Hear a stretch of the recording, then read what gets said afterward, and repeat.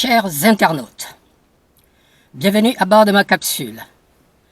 Ravage du droit d'aînesse à la togolaise. Tout observateur des affaires africaines n'ignore la misère mentale et ou émotionnelle de cette population meurtrie par la dictature moyenâgeuse des Gnassingbé et de la faillite de toutes nos élites confondues, et sachant qu'elles ont cassé la croûte ou flirté à un moment donné avec cette dynastie vomi par son peuple et sa jeunesse.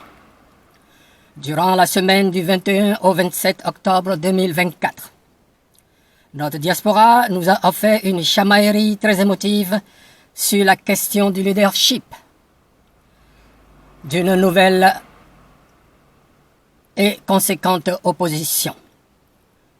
Quoi qu'utile ou nécessaire, ne prend-elle pas trop du temps du noble combat de remobilisation et d'éveil de la nouvelle opposition? Pourquoi et comment cette chamaillerie? Quels remèdes sont appropriés? Pourquoi? Presque tous les chefs de file de la centaine de groupes d'opposition ne sont que des chevaux de Troie, des faux, inconséquents ou des façades depuis 6 décennies. Comment cela est arrivé? Cette dictature a causé des ravages matériels et c'est-à-dire visibles et immatériels, invisibles, semant une grande peur dans nos esprits par l'usage de la force brutale, la corruption par le cash, l'argent, bien sûr, l'instrumentalisation et manipulation des institutions d'État, du pouvoir occulte encore vivace dans nos sociétés. J'entends par là le charlatanisme, maraboutage, etc. Et de la jouissance ou le vice, encouragement à la satisfaction du ventre et du bas-ventre. Les ravages immatériels.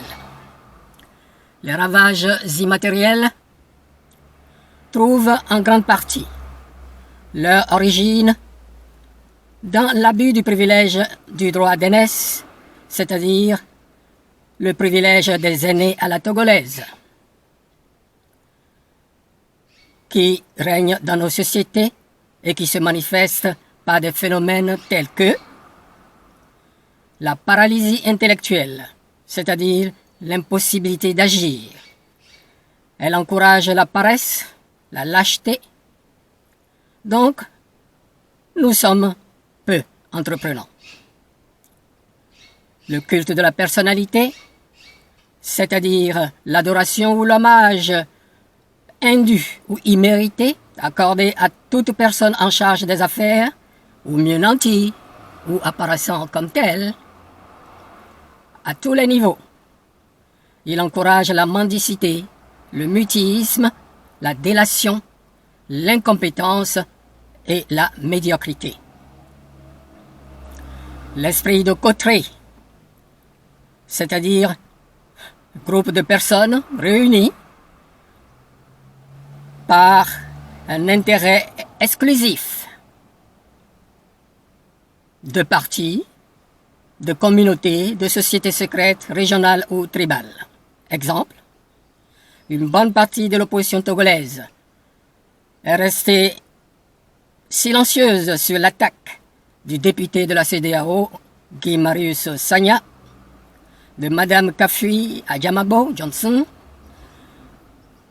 et d'une vingtaine d'autres compatriotes. Enfin, le chauvinisme, c'est-à-dire un patriotisme outré, excessif.